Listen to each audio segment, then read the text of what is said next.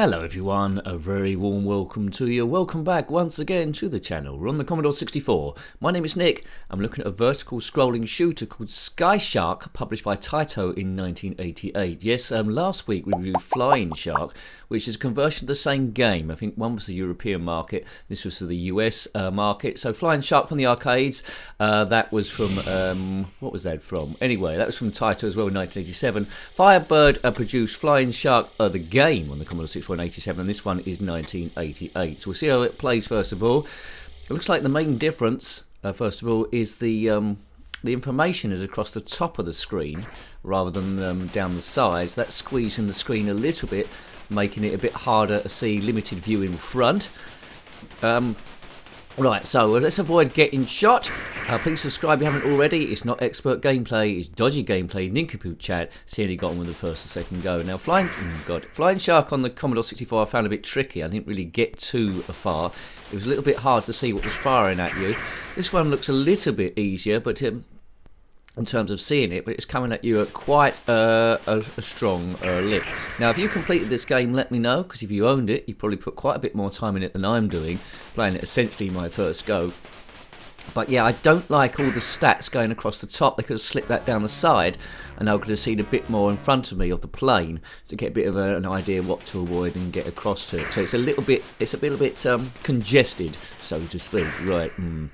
It's difficult. Vertical scrolling shooter, but it might be just me that's making it difficult. If you want to see other Commodore 64 games we've reviewed, they're in a playlist. There's a link there in the description below, or click on my username, click the channel page, and click on the playlist tab. We've got an active Twitter and Facebook page at the moment.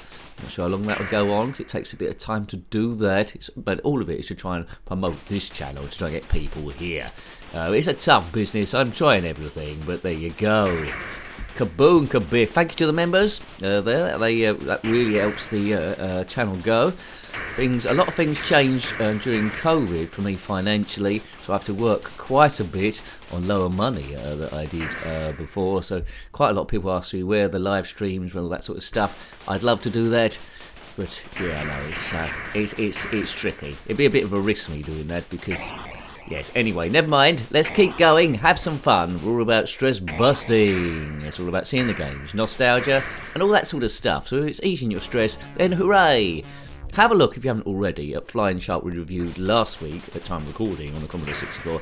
I think the graphics are very, very similar, but it's just laid out slightly different. And this one is making it a little bit tricky. Although they're both difficult, I do like Flying Shark, the original one there instead. The first time I played the game itself was on the ZX Spectrum. It's all yellow and black, so this has got colour. But you're always going to have nostalgia for the system that you grew up with, so my main nostalgia is the ZX Spectrum. But I am enjoying playing these versions as well. Come out on the Commodore Amiga 2.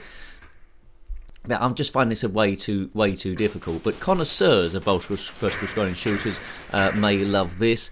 It's not giving me much of a chance for a newbie to try and fall in love with the thing, and that's maybe my complaint. But Swift was slightly easier.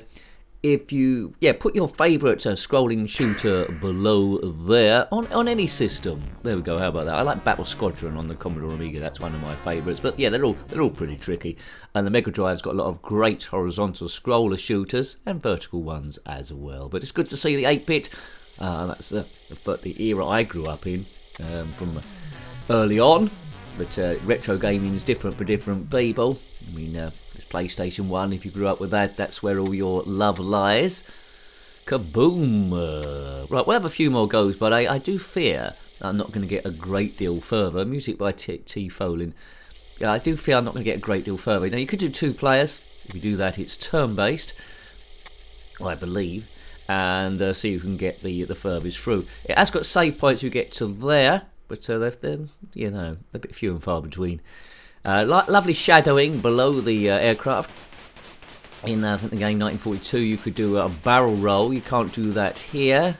Screen's not scrolling left or right to go to the sides. And I just the stuff firing at you, because there's not much room to manoeuvre because the screen being crushed. Stuff's going to shoot you quite quickly. But no doubt, keep playing it. You'll get a pattern of where stuff's going to come through. I'm running out of room real quick. Right, see, and it's getting really frustrating. Now, if you weren't here, I would have turned it off long ago. But the graphics is good, the sound is good, playability may be too tricky, but connoisseurs of the genre might have got a lot more out of this than me.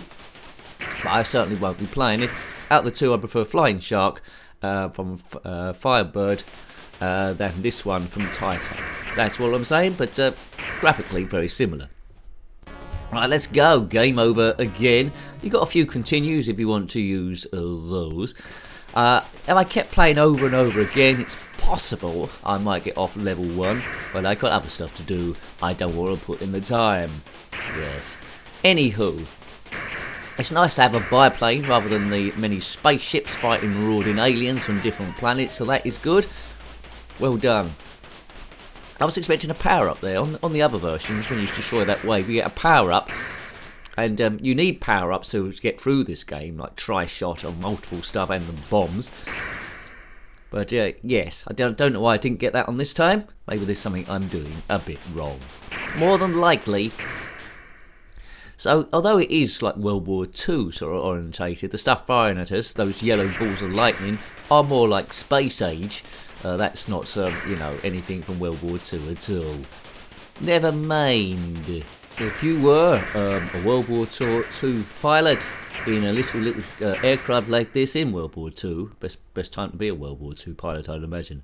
Then comment in the comment section below. Did you ever encounter the Red Max? So he was a demon fighter, do loop-to-loops and all that sort of stuff. Or was you not old enough? I expect you'd have to be 102. I'm going to see game over a lot in this game. Now, some people get frustrated with my gameplay. But it is so. If they click on here looking for walkthroughs, we all know that's not going to happen. My gameplay on this particular one is particularly awful, and I'm not getting anywhere at all. Some people might say, well, practice the game, you wally, before, or even ruder than that sometimes, before doing it. Don't you know nothing? We all know this. How you'd have got on the first or second go, waltz and all, this is the experience you probably get, although you might be better than me. I'm Mr. Average Game Player, sometimes a bit better, sometimes a bit worse, but that's if you know, everyone's like that. They've got their favourite games they can get the hang of. Now, typically, games that you're good at, you will gravitate to like even more, even if the graphics are rubbish and vice versa, because that's where most of the play excitement comes from, knowing when life throws a load of rubbish at you, if you can be good at a certain game, hooray for that. And then you probably, you know, won't take any horribleness said about your game. And that sometimes happens in the comment section. If I say a game's awful, but someone else sees something good, that's fine, but let's play nicely. That's it. That's all I've got to say on the matter. If you've watched lots of the reviews, then thank you very much. You know, we've been putting clips up on X as well, and it just reminds me of how much I've changed over the years. So I might be doing some revisited of some of the older games. Hooray! You know, your style changes as confidence grows, and you trial and error, what works, what doesn't work. But yeah, I've enjoyed the experience there. We've covered quite a lot of stuff. I've always given up about 2 or 3 times, well, probably about 3 or 4 times, and then come back again for people saying don't go. But here we are. It does take a lot of time out of your life, so it's a bit of a commitment, really. A bit like being a farmer, where you, you live to survive. But anywho, why am I doing this? I don't know. Because I'm enjoying myself, that's why. Stress busting. Stress busting. So, Sky Shark. I never knew about Sky Shark. I knew about Flying Shark, of course, but Sky Shark, that was the what was known as in the US, I believe. Good. It's essentially the same game, but why oh why put all the scores and stats up the top there horizontally? We could have just run it vertically by the side. Wally. I mean, I just want the vision. I mean, it's... yeah. I don't know, do I? Right, am I getting any further in this? Sometimes random. This looks like a good go to me. Right, avoid those tennis balls. Right, this is the furthest we've got for a while. I'll take it I'm not going to get to the end. Just keep moving in some sort of random pattern to make it harder for them to get you. That's the key. Keep moving, but obviously not into ball lightning. If you've just moved into ball lightning, then comment in the comment section below. Do that. Create some activity on the channel, share the videos, talk about it online, use the hashtag InJenkins somewhere, do that. Hooray! Right. you know, I live in hope. Live in hope of a major breakthrough at some point. You might be watching this thousands of years into the future. You might not even be on the planet Earth. You might not even be an Earthling and you just stumbled across this in the realms of space. If you have discovered this in the realms of space and nothing else, and this is all that survives of humankind, then let this be a prime example of what was going on. Hello, aliens! Maybe come back in time and rescue me, take me away in your ship and give me a cushy job, make me live forever, and all that. That's fine, aliens. I can adapt.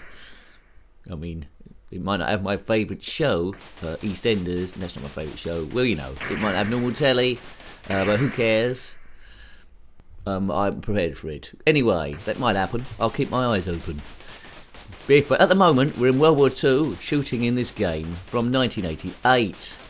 I'm not really enjoying the experience. It's an okay game, but I'm not really enjoying the experience because I'm just so bad at it. It's things coming at me too quickly. So, in summary, I don't like it, but some people would have done. It's okay, but why have you got the horizontal stuff at the top? It could be vertically placed. There we go. Could have been better.